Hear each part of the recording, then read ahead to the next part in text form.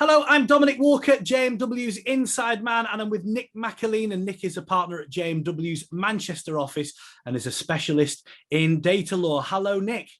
Good afternoon, Dominic. So, Nick, we've heard in the news recently that the NHS are going to do a data sharing exercise, albeit it's been put off for a few months now. And I just sort of wondered, can patients opt out of this, or is it, do they just have to give up their data? Yeah, Dominic, it was announced in May, I think, that this scheme was coming in. And essentially what the idea is to kind of create almost a repository, a central database of people's GP records. So what would happen is that when you go and see your GP, that information would automatically be sent to this central database. And what they've said is that people do have the opportunity to opt out. The deadline has, as you said, just been moved. It was, I think, the 23rd of June.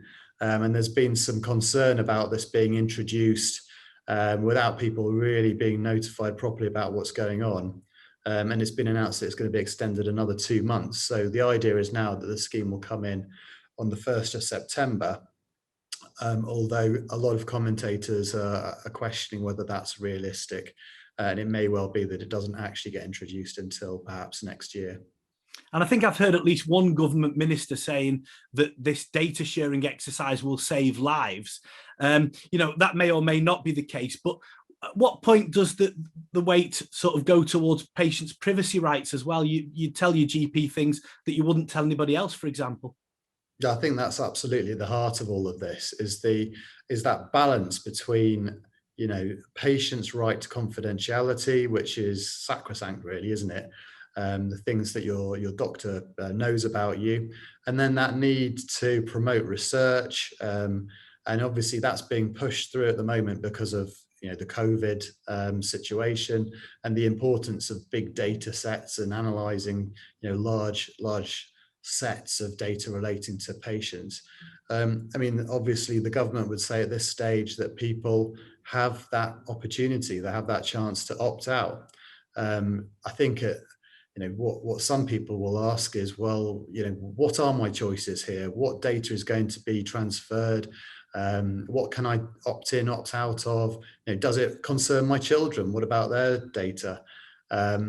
So I think there's probably a few question marks at the moment that they need to be answered really before such a massive scheme is put into operation. We're told that the data will be anonymized. I know that you do a lot of data breach work, but inherently when data is transferred from one place to the next, there's always going to be risks, isn't there? Well, there is a risk, I suppose, that some of this data could be kind of re-engineered, so to speak. So you could work out what's happened to a particular patient.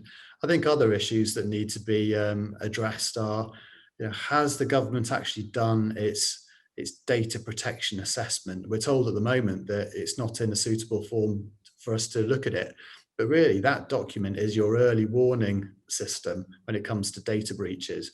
And it's got to be said that it's quite troubling that we're not able to look at that at this particular stage, given how close we are to the introduction date. And then, of course, the risk of data breaches. Some people may opt out. Is it absolutely guaranteed that those opt-outs will be honoured? Because looking at the history of government data schemes like this, unfortunately, that hasn't always been the case. We have seen instances where some of these opt-outs haven't been honoured. So I think that there's a big exercise to be done in terms of notifying people, educating them, and really explaining to them what their choices are before all of this is introduced. Thank you very much for your insight, Nick, and I'm sure we'll speak again on this topic. And as I mentioned, that Nick is a specialist in data law and in data breach as well. So if you'd like to contact Nick, you can do so via me. Email me insideman@jmw.co.uk, or you can call 0161 82 81 999. I'm Dominic Walker, JMW's Inside Man.